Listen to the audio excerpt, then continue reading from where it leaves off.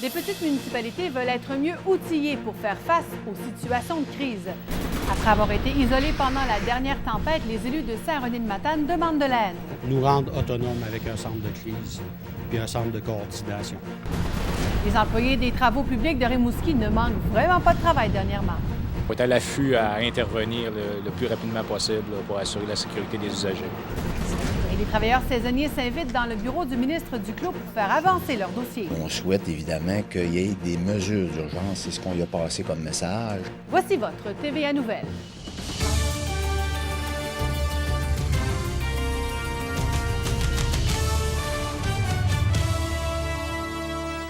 Bonsoir, Mesdames et Messieurs.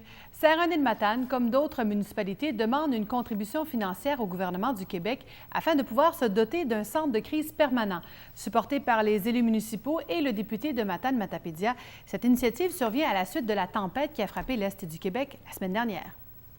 Tant que tu le vis pas, tu t'en rends pas compte, mais là, je l'ai vu comme maire, puis je me suis rendu compte que oui, il y a un besoin, il y a un réel besoin. La dernière tempête a suscité de grandes inquiétudes chez les citoyens de Saint-René-de-Matane. Isolés du reste du monde, privés d'électricité et de chauffage durant près d'une vingtaine d'heures, ils ont vécu des moments troublants. Les chemins fermés, plus d'électricité pendant 20 heures de temps.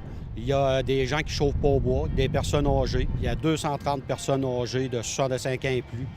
C'est s'installer une grosse génératrice pour être autonome, avoir un centre de crise autonome. Une grande salle communautaire pour accueillir les gens, pour les chauffer, pour cuisiner pour eux. C'était pas possible parce qu'on n'a pas de génératrice suffisamment puissante et de panneaux électriques qui sont adaptés.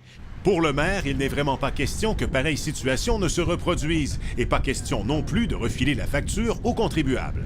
On est toutes des petites municipalités, on est dévitalisés, on est 965 citoyens. La capacité de payer est atteinte, les taxes, on ne veut pas trop les monter. Le député Pascal Bérubé et le maire de Saint-René-de-Matane veulent également que Québec établisse un protocole de gestion du réseau routier lors d'événements exceptionnels. C'est un protocole encore plus clair entre les municipalités, la Sûreté du Québec et le ministère des Transports quant à la fermeture et l'ouverture des routes. Adapter un centre communautaire en centre de crise comme celui de Saint-René-de-Matane coûterait environ 40 000 $. Reste maintenant à voir comment seront accueillies les demandes des municipalités par le ministère de la Sécurité publique. Martin Blanchet, TVA Nouvelle, à Saint-René-de-Matane.